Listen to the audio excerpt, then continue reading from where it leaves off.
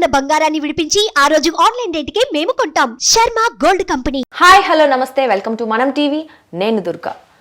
తెలుగు బిడ్డ, భారత మాజీ ప్రధాని పివి నరసింహారావు గారికి భారత అత్యున్నత పురస్కారం భారతరత్నను ప్రకటించింది కేంద్ర ప్రభుత్వం. అయితే దీనిపై పూర్తి వివరాలు తెలియజేసేందుకు మనతో పాటు ఉన్నారు ప్రముఖ జర్నలిస్ట్ శ్రవణ్ కుమార్ గారు. ఇప్పుడు ఆయన అడిగి పూర్తి వివరాలు తెలుసుకుందాం. సార్ నమస్తే. నమస్తే అండి. సార్, ఇప్పుడే తెలిసిన వార్త ఏంటంటే మన తెలుగు జాతి ముద్దు బిడ్డ మాజీ ప్రధాని గారు పివి నరసింహారావు గారికి భారతరత్న ప్రకటించడం జరిగింది. అయితే దీని మనం చూసుకున్నట్టయితే ఎప్పటి నుంచో కోరుకుంటున్నాం, చాలా మంది పివి గారికి ఇవ్వాలని అయితే ఎప్పటి నుంచో కోరుకుంటున్నారు. ఆ కళ మొత్తానికి ఈ రోజు నెరవేరింది. దీని వెనక ఎలా ఉంది సార్, మీ స్పందన ఏమంటారు? ఖచ్చితంగా చాలా సంతోషపడాల్సిన విషయం. ఎందుకంటే ఒక తెలుగువాడిగా మనం అందరం కూడా గర్వపడాలి. అసలు అతను భారత ప్రధానిగా చేస్తున్నప్పుడు అతను చేసిన సేవలు కానీ, అతను తీసుకొచ్చిన సంస్కరణలు, ముఖ్యంగా ఈరోజు ఈ దేశం ఇంత అభ్యున్నతికి ఎదగడానికి కారణం పునాదులు, ఆ బేస్మెంట్ లెవెల్లో వేసినటువంటి పునాదులు ఏదైతే ఉందో ఖచ్చితంగా క్రెడిట్స్ అదంతా కూడా పివి నరసింహారావు దీర్ఘ దృష్టి, దివ్య దృష్టి అని కూడా చెప్పొచ్చు మనం.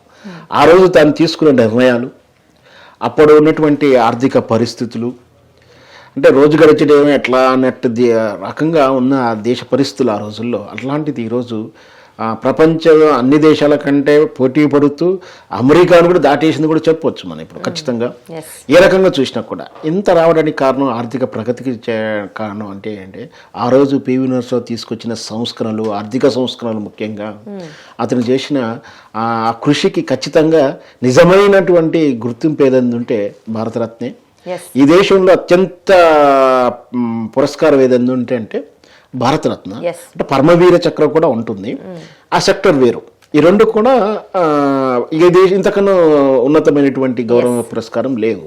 సో పరమవీర చక్ర యుద్ధానికి, ఆ వీరులకు, సైనికులకు ఇచ్చేటువంటి, ఇకపోతే దేశానికి సేవ చేసిన వాళ్ళకి ఇచ్చేది ముఖ్యంగా భారతరత్న, తర్వాత పద్మవిభూషణ్, తర్వాత పద్మభూషణ్, తర్వాత పద్మశ్రీ. ఈ నాలుగు కూడా అత్యంత ప్రతిష్టాత్మకమైనయే.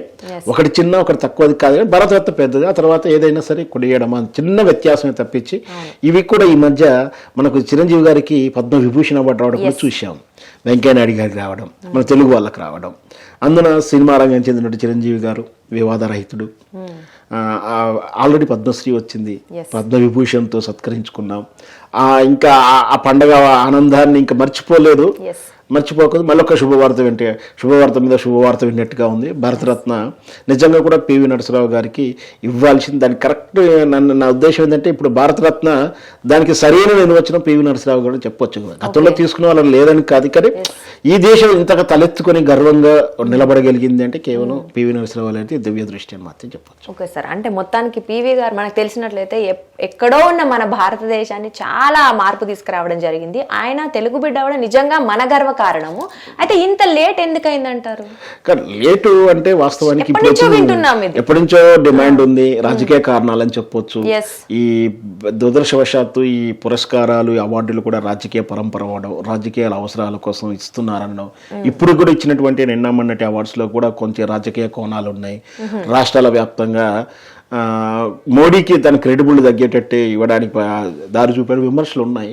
ఆ విమర్శలు ఇప్పుడు సహేతుకం కాదు నా వ్యక్తిగత అభిప్రాయం. ఎందుకంటే సరే, ఎందుకు ఇచ్చాడో, ఏనైతే ఇవ్వాల్సిన వాళ్ళకి ఇస్తున్నాడు.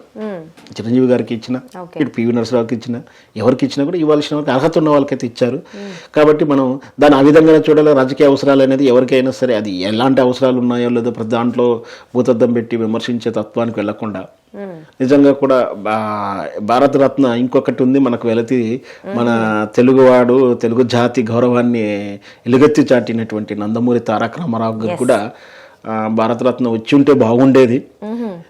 మరి అదెందుకు చేతనో కారణాల వల్ల అది అవుతుంది. మన రాజకీయ కారణం అని చెప్పొచ్చు. దాంట్లో కూడా అంత ఇన్ఫ్లుయెన్సబుల్ ఎవరు చేస్తున్నారు ఏంటో కారణం ఏదైనా సరే ఈ వడవరిలోనే ఎన్టీ రామారావు గారు కూడా ఇచ్చి ఉంటే బాగుంటుంది.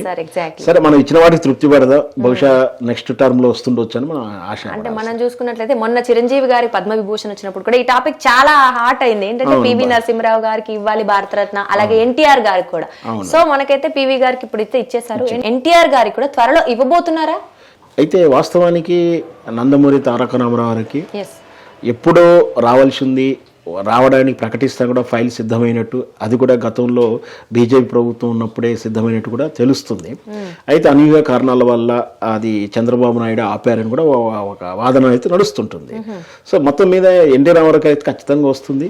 వెనకొచ్చిన ముందు వచ్చిన ఎన్టీ రామారావుకు ఉన్న గౌరవం, ఆ పేరు, ఆయనకి ఆల్రెడీ ఎన్నో అవార్డ్స్ ఉన్నాయి.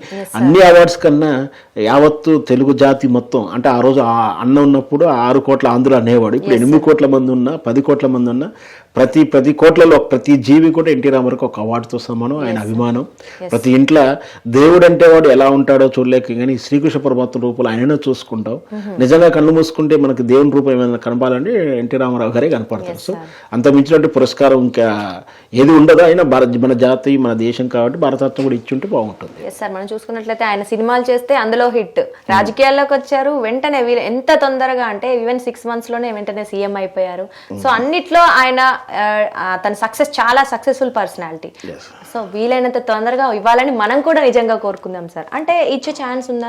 ఇస్తే ఎప్పటి వరకు ఇస్తారంటారు ఎన్టీఆర్ గారికి? మనం అది ఏం చెప్పలేదు, అదంతా కూడా రాజకీయ కారణాలు లేదా పరిశీలించే, వాస్తవానికి రావాల్సి ఉండే. మేబీ ఇది కూడా రేపు ట్రైలర్ ప్రకటించినా సంతోషపడాల్సి మనం, లేదన్నా నెక్స్ట్ టర్మ్ అయినా వచ్చేస్తుంది. మాతో ఎన్టీ రామారావు గారు కూడా వచ్చి ఉంటే బాగుండేది.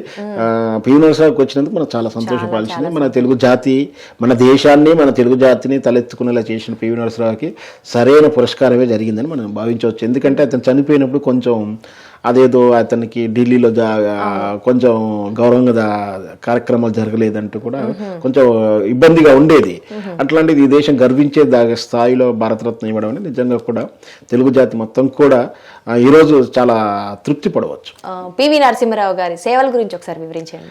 ఆయన సేవలే కాదు, ఆయన గురించి ప్రత్యేకంగా చెప్పాలంటే నిరంతర విద్యార్థి. ఆయన ఎప్పుడు చదువుతూ ఉంటాడు.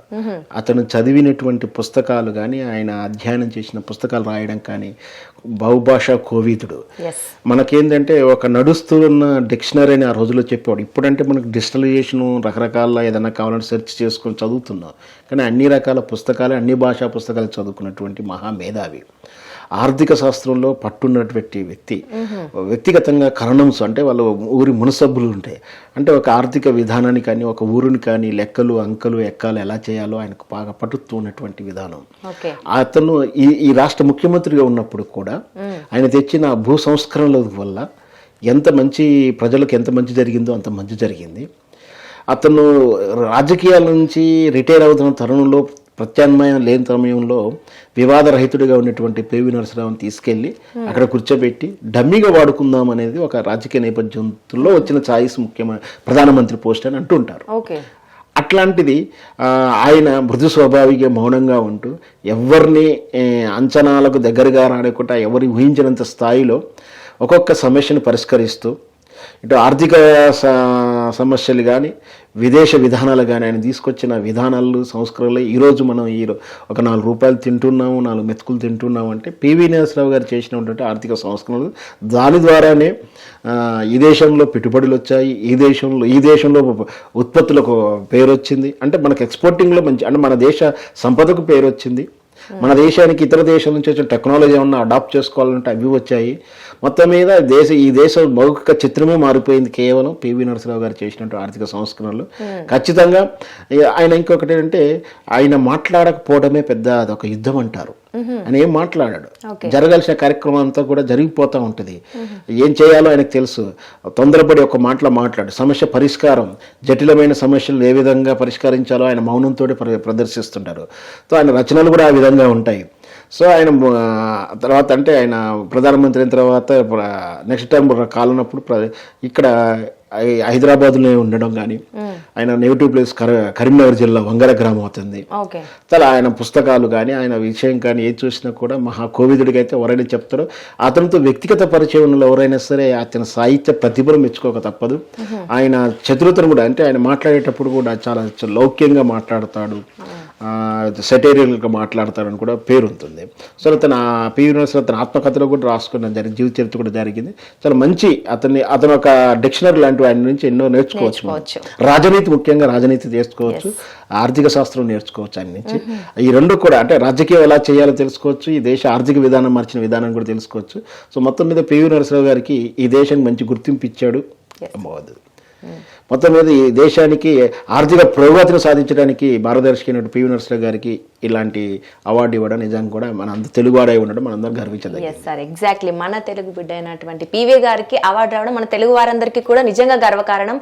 ఆయన గురించి చాలా చక్కగా వివరించారు. Thank you so much sir. Thank you అండి.